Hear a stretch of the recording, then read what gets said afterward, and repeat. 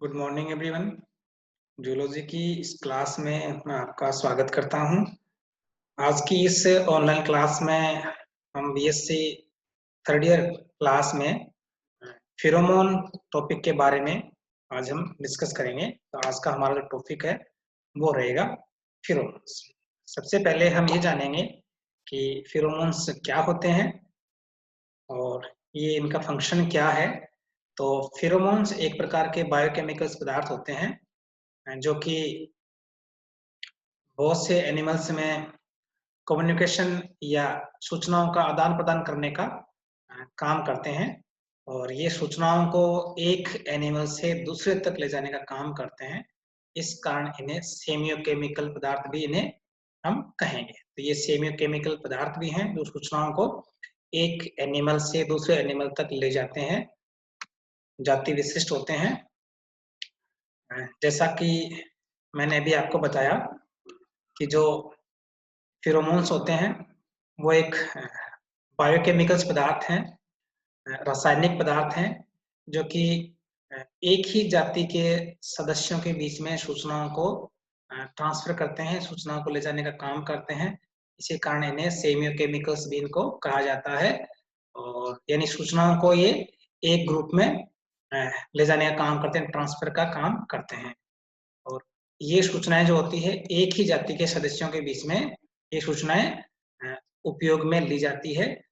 और इस तरह ये फेरोमोन्स इस तरह के पदार्थ हुए जो एक जाति के सदस्यों के बीच में कई प्रकार की सूचनाओं को ले जाने का काम करते हैं। वो सूचनाएं चाहे खतरे से संबंधित हो या वो सूचनाएं किसी भोजन के बारे में हो सूचनाएं, तो या किसी भी प्रकार की सूचनाएं होती है वो इन बायोकेमिकल्स के द्वारा एक जाति के सदस्य के द्वारा दूसरे तक में पहुंचाई जाती है।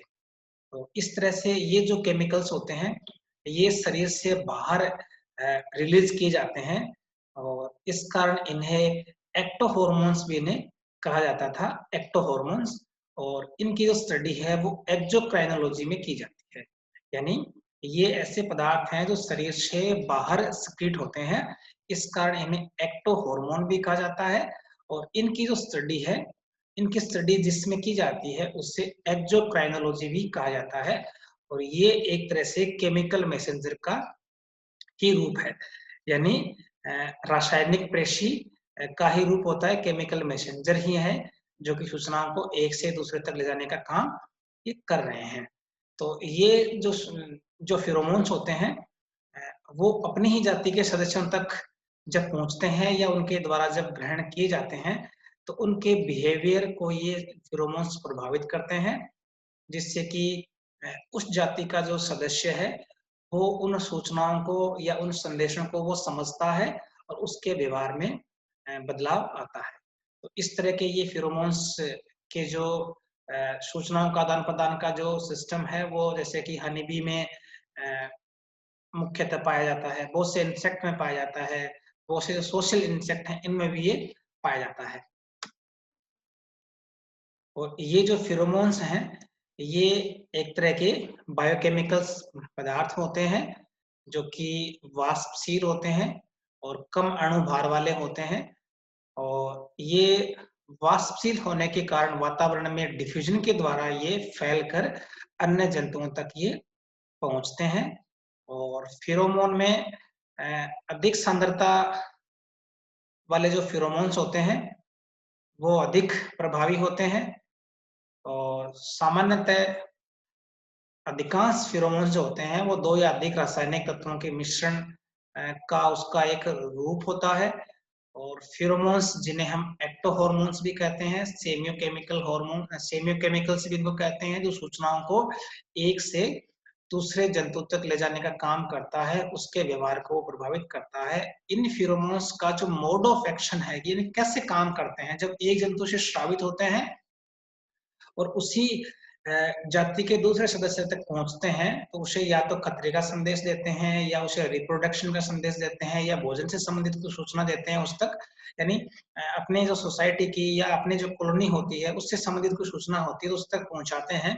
तो उस तक सूचना कैसे पहुंचती है वो तो मैंने बताया कि ये वाष्पशील होते हैं, वाष्प के द्वारा फेरोमोन्स जो होते हैं वो हवा के द्वारा फैलते हैं। हवा के द्वारा ये उस जाति के सदस्य तक ये पहुंचते हैं। भले ही ये रिप्रोडक्शन से संबंधित हो या खतरे से संबंधित हो या भोजन से संबंधित किसी प्रकार का फेरोमोन्स हो, ये वाष्पशील होते हैं और ये शरीर से बाहर स्रावित होने वाले हार्मोन है या केमिकल है, इसी कारण एक्टो हार्मोन इनको कहा जाता है। तो ये काम कैसे करते हैं, जो दूसरा जो सदस्य होता है इनको ग्रहण कैसे करता है, इन 3 मेथड होते हैं। एक तो होता है बाय ऑल्फैक्शन या घ्राण क्रिया द्वारा, यानी इंसेक्ट में और मैमल्स में जो फेरोमोन्स होते हैं, उन फेरोमोन्स को उसी जाति का सदस्य जो होता है, दूसरा जीव जो होता है, उनको सूंघ कर या कहें ऑल्फैक्टरी मैकेनिज्म के द्वारा या बाय ऑल्फैक्शन के द्वारा, यानी सूंघ कर वो उन फेरोमोन को वो ग्रहण करता है, उसके व्यवहार में चेंजेस आते हैं। एक होता है बाय इंजेक्शन, जैसे कि जो मधुमक्खी होती है, मधुमक्खी में जो फेरोमोन्स होता है वो क्या है, अंतर्ग्रहण के द्वारा दूसरे सदस्यों के द्वारा वो ग्रहण किया जाता है। इसी प्रकार कॉन्टैक्ट के द्वारा या अब्जॉर्प्शन के द्वारा, यानी स्पर्श के द्वारा और अवशोषण के द्वारा भी एक प्रकार का मैकेनिज्म है कि कुछ सदस्य जो होते हैं उनमें अपनी जाति के सदस्यों से स्रावित जो फेरोमोन है, जो बायोकेमिकल पदार्थ है, उसको वो अवशोषण के द्वारा ग्रहण कर लेते हैं या टच के द्वारा, बाय कॉन्टैक्ट के द्वारा वो ग्रहण करते हैं और अपने व्यवहार में बदलाव लाते हैं। तो इस तरह से फेरोमोन्स के जो काम करने का जो तरीका है, मोड ऑफ एक्शन है, वो 3 प्रकार का हुआ, बाय ऑल्फैक्शन, बाय इंजेक्शन और बाय कॉन्टैक्ट और अब्जॉर्प्शन। तो ये इन तरीकों से फेरोमोन जो है वो उसी जाति का सदस्य है, उसको वो ग्रहण करता है। यहाँ पर देखिए कि जो फेरोमोन्स होते हैं, जिन्हें हम कहते हैं कि ऐसे पदार्थ होते हैं जो उसी जाति के सदस्य तक द्वारा वो ग्रहण किए जाएंगे और उसके व्यवहार में बदलाव होगा। तो ये फेरोमोन्स हैं, बहुत सारे जो एनिमल्स होते हैं, उनके द्वारा फेरोमोन्स रिलीज किए जाते हैं। इंसेक्ट्स के द्वारा भी फेरोमोन्स है वो रिलीज किए जाते हैं और अनेक प्रकार की सूचनाओं का जो ट्रांसफर है वो होता है। इसी प्रकार जो सिल्क वर्म है, सिल्क वर्म के द्वारा भी बॉम्बिकोल नामक जो फेरोमोन है वो इसके द्वारा रिलीज किया जाता है। जो सिल्क वर्म या जो बोम्बिक्स मोराई जो कीट होता है, इस तरह से इसमें देखिए आप किस तरह से फीमेल और मेल के बीच में फेरोमोन है वो उन्हें उनके बिहेवियर को प्रभावित करता है। इसमें भी देखिए कि जो फेरोमोन है, किस तरह से मेल और फीमेल के बीच का जो फेरोमोन है, किस तरह से उनके बिहेवियर को प्रभावित करता है। इसी प्रकार जो चींटियां होती है, जो कि हम देखते हैं कि एक निश्चित मार्ग का वो अनुसरण करती है, उसी मार्ग पर वो चलती हैं सभी, बिल्कुल भी उससे नहीं भटकती। तो इनमें भी विशेष प्रकार का जो फेरोमोन्स है वो सीक्रेट होता है, ट्रेल फेरोमोन्स होता है, जो उन्हें पथ का ज्ञान करवाता है, पथ की जानकारी देती है। तो दूसरे जो सदस्य होते हैं उसी पथ से, उसी मार्ग का वो अनुसरण करते हैं।